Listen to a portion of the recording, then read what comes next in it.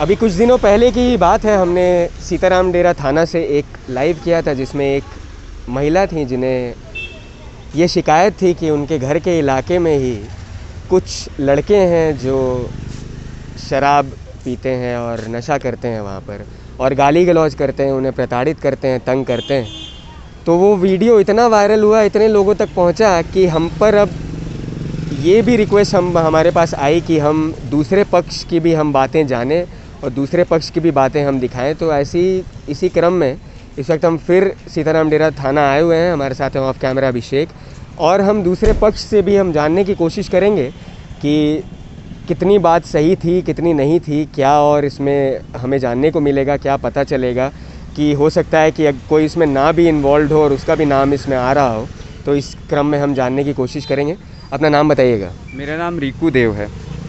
Social संवाद में बातचीत करने के लिए आपका बहुत बहुत स्वागत है। बोला जाए, कुछ कह रहे थे आप? हाँ, मैं ये बोल रहा हूँ कि मेरे बगल पे गंगा चौधरी और गोपाल चौधरी रहते हैं, जिन्होंने बेबुनियाद मेरे भाई के ऊपर आरोप लगाया है कि छेड़खानी का। जो भी उस वक्त मेरा भाई मौजूद नहीं था और हम लोग 5 दिन से इस चीज़ को साबित करने के लिए थाना पे दौड़ रहे हैं, थाना के पास आ रहे हैं। मेरी मम्मी आ रही है, घर में तनाव का माहौल बन चुका है, हम लोग को अच्छा नहीं लग रहा है। पुलिस मुकदमा कभी देखे नहीं है, फिर भी वो बगल में किस चलते हम लोग को फंसाया जा रहा है और हम लोग को जानबूझ के ये टाना जा रहा है। बल्कि मेरा भाई था भी नहीं, वहाँ फुटेज है। हम लोग थाना पे आके फुटेज के बारे में बात करते हैं। हम लोग को तो बयान बदलने के लिए बोला जा रहा है। थाने की तरफ से क्या सपोर्ट है? थाना की तरफ से 0% भी सपोर्ट नहीं है।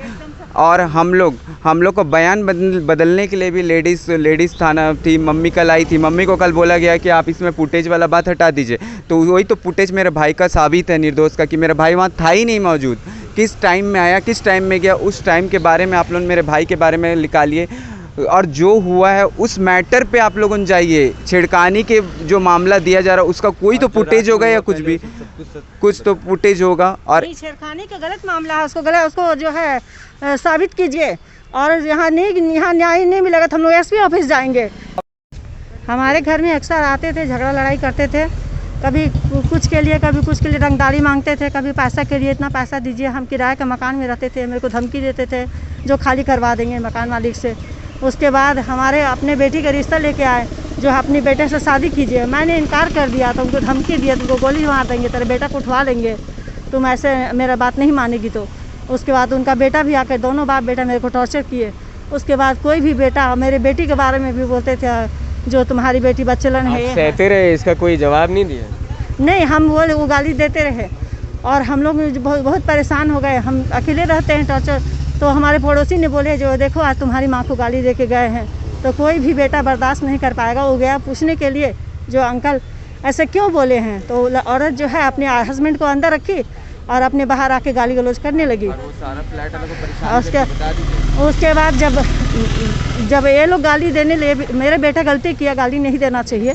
मैं भी गई वहाँ अपने बेटा को, आप देखिएगा CCTV में, मैं अपने बेटे को डांट के वहाँ से हटाई। और उसके बाद जो है हमारे बेटे पर झूठे आरोप लगाई, जो छेड़खानी किया।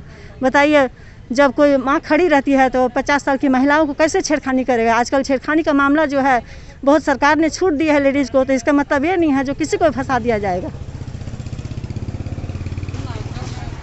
बोला जाए, नाम बता दीजिए। हम कल्याणी देव है। मेरा विक्की को झूठा केस में फंसाया, गंगा चौधरी, गोपाल चौधरी, पूरा झूठा केस में। कुछ ऐसा बातें नहीं हुआ था, कोई ऐसा बात नहीं हुआ था, मगर मेरा लड़का को झूठा केस में फंसाया। और फुटेज सामने में है, मगर पुलिस कुछ इस मामला में कुछ इंक्वायरी नहीं कर रहा। बस हम इतना ही बोलना चाहते। कोई सपोर्ट नहीं है, कोई सपोर्ट नहीं है। खाली उधर देखिए, एसपी साहब भी देख रहे हैं, सरकार भी देख रही है, क्या बोलना चाहते हैं? हाँ, तो हम एसपी से न्याय मांगेंगे, क्योंकि एक माँ का बेटा को दाग लगा हुआ है। तो अब बिना, यदि आज मेरा बेटा गलत करता तो हम मानते गलत है, मेरे बेटा गलत नहीं है।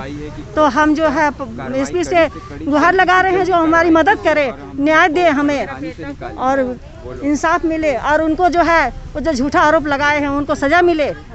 छेड़खानी के झूठा आरोप में भी तो सज़ा मिलना चाहिए, तो सज़ा मिले। हम एसपी साहब से हाथ जोड़ के निवेदन कर रही हूँ, मेरा लड़का को न्याय मिले और मेरा लड़का को छोड़ दिया जाए और तलाशी अपना उचित करके उचित कार्रवाई जान पड़ताल सब करे सही से। मगर मेरा लड़का नहीं थे वहाँ, मेरा लड़का इस टाइप का गाली भी नहीं दिए, न मेरा लड़का मौजूद थे।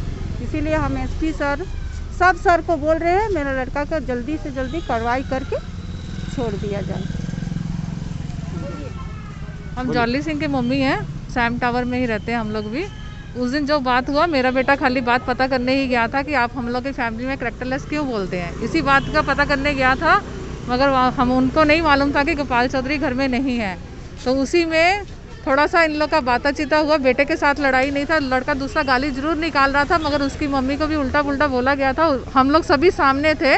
जो छेड़खानी का आरोप लगाया गया बिल्कुल झूठा है। आप सुबह से लेके शाम तक उस दिन रात तक लड़ाई देखिए, किस चीज़ को लेके लड़ाई हुआ था, और बात बढ़ते बढ़ते कहाँ का कहाँ बात वो लोग पहुँचा दिए। बस हम यही बोलेंगे हम लोग का बच्चा लोग को न्याय मिलना चाहिए, क्योंकि हम लोग का बच्चा लोग को झूठा केस में फंसाया जा रहा है।